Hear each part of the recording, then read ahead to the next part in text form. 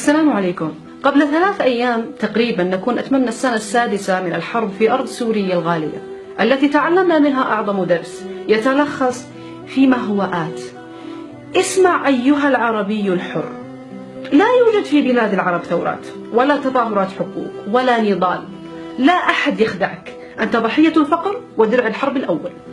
أن تنام وأنت تملك نصف حقك تحت سماء عارية آمنة خيرا من أن تنام مشرد تحت الرصاص والقصف ولعنة الحرب والطائفية والتفرقة في سماء تجتمع فيها قذائف حزب واحد وطائرات حزب 2 وتمطر عليك سماء الأحزاب نارا.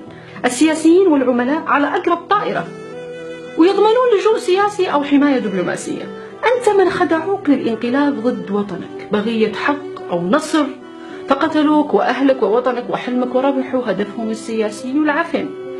السنة الأولى صرخوا فلتحيا الثورة السورية وليحيا شعب سوريا العظيم المناضل، ويا حماه حنا معاك للموت.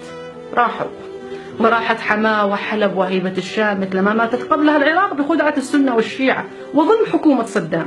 طبعا الموضوع كله عبارة عن أقوال سياسية وأهداف مخرجاتها جثث المسلمين من كل صوب.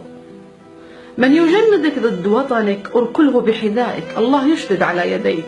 لكم في الموقف التركي مثال رائع: سني شيعي مسيحي طوائف متفرقة خرجوا جميعا وضربوا بيد واحدة ضد الانقلاب العسكري. إلا وطنك، إلا الوطن.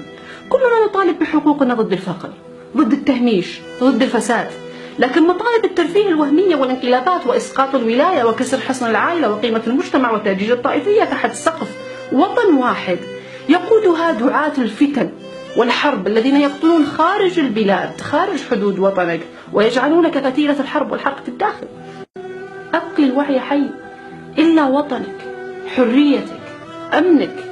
أترى حين أفقأ عينيك ثم أثبت جوهرتين مكانهما، هل ترى؟ هي أشياء لا تشترى.